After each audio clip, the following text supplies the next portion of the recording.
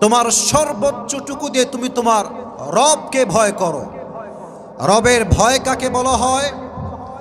হাদিসে এসেছে, যে ব্যক্তি হারাম থেকে বেঁচে থাকবে, হালালকে গ্রহণ করবে, তাকে মুত্তাকি বান্দা হিসেবে কবুল করে নিবে। একজন আওয়াজ দিয়ে বলেন, তিনি কে? এক নাম্বার, হারাম থেকে বাঁচতে হবে।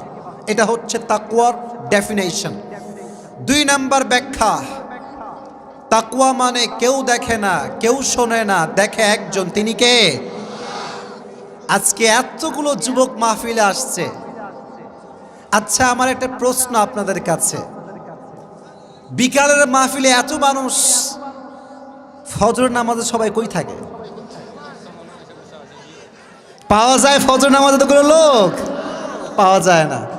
ফজরের নামাজে দেখবেন ইমাম সাহেব, মুয়াজ্জিন সাহেব আর হাতে কোনো আমার মুরব্বী দাদা জানরা থাকে।